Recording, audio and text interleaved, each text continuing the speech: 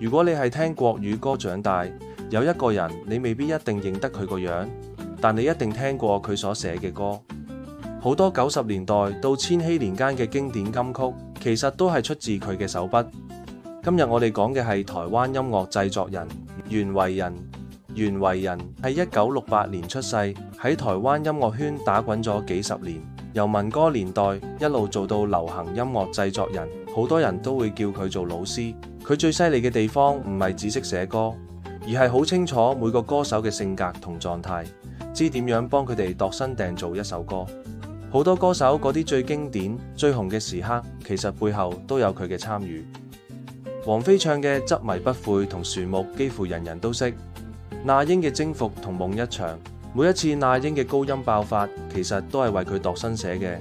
仲有 S.H.E、鄭秀文、張惠妹等等，好多大牌歌手，當年啲歌咁 hit，全靠袁惟仁嘅創作同編曲。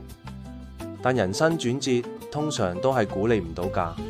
2018年10月，袁惟仁喺上海錄節目期間，喺酒店房入面跌倒，之後被發現腦充血，情況相當危急。送院之後，醫生喺佢腦入面仲發現有腫瘤。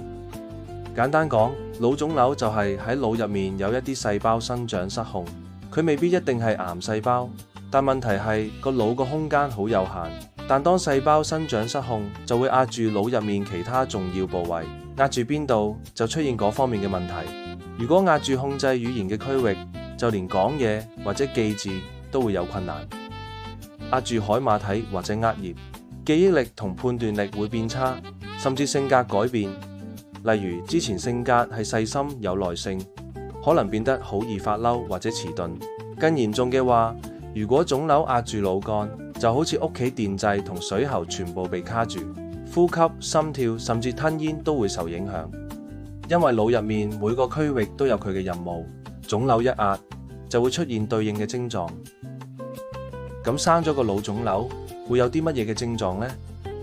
第一個症狀係頭痛，仲係嗰種點食止痛藥都唔太止到嘅痛。有啲人會作嘔、頭暈、手腳無力，同埋剛剛提到嘅性格改變、反應遲緩。嚴重嘅話，跌倒、昏迷、抽筋，其實都可能同腦腫瘤有關。袁惟仁嗰次跌倒，後來發現腦充血，再加埋腦腫瘤，對個腦嚟講其實係雙重打擊。至於治療方面，通常要視乎腫瘤位置、大小同性質，有啲可以開刀切除，有啲要靠藥物、電療或者長期觀察。但無論用邊種方法，對身體同腦功能都係一個好大嘅考驗。復原過程往往好慢，而且風險唔低。袁惟仁嗰次足足昏迷咗60幾日，先至慢慢清醒返。嗰陣時，外界一度以為佢可以慢慢康復，甚至有機會重返樂壇。但可惜呢個機會冇俾到袁惟仁。袁惟仁返到台灣休養之後，佢嘅身體狀況一直反反复复。到2020年，佢喺屋企再次跌倒，頭部再度受創。對一個曾經有腦充血同腦腫瘤病史嘅人嚟講，再一次頭部嘅撞擊，後果可以好嚴重。呢一次，醫生終於判定佢進入植物人狀態。由嗰一刻開始，呢個曾經寫過無數情歌、影響過幾代人聽歌方式嘅音樂人，正式同世界畫上句號。之後嘅幾年，其實好少人再提起袁惟仁，新聞偶爾會講一句仍然接受治療，然後就冇然後。直到2025年尾，傳出佢因為肺部感染再次入院。到2026年2月2日，袁惟仁病逝，享年57歲。由第一次出事計起，佢同病魔糾纏咗差唔多8年咁耐。講到呢度，袁惟仁嘅逝世提醒緊我哋，腦部疾病唔一定一下子攞命，但佢可以慢慢奪走一個人嘅生活能力、尊嚴同埋同世界嘅連結。講到袁惟仁之後進入植物人狀態，可能好多網友唔會太清楚植物人係點嘅情況。簡單講，植物人並唔係完全冇感覺，但除咗身體之外，成個人又好似完全唔存在咁。因為腦入面控制意識同高級認知嘅部分唔 function， 有啲病人仍然可以自動呼吸，可能仲會眨眼、流口水。但佢冇辦法同外界溝通、思考或者做出自主嘅決定。你可以想象，佢就好似個軀殼仲喺度，但內裏就冇咗控制中心。對外界嚟講，好似睇住一個人似醒唔醒，其實佢可能感覺到痛楚、飢餓或者唔舒服，只係無能力表達或者控制自己嘅反應。科學家研究過，有啲植物人其實仲有限意識，對聲音、光、觸碰會有反應，但佢哋唔可以用語言或動作話俾你知，我聽到你講嘢或者我唔舒服。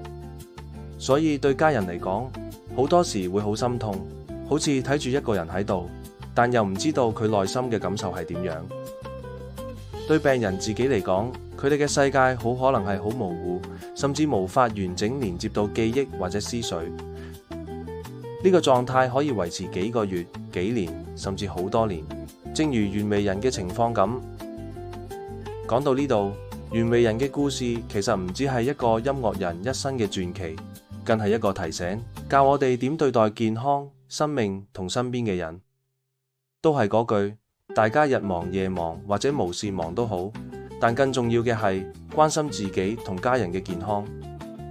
如果身邊有人曾經頭部受傷、長期病患，就唔好掉以輕心，要盡早安排醫療，記得多啲關心，多啲耐心，多啲陪伴，唔好等到事後先至嚟後悔。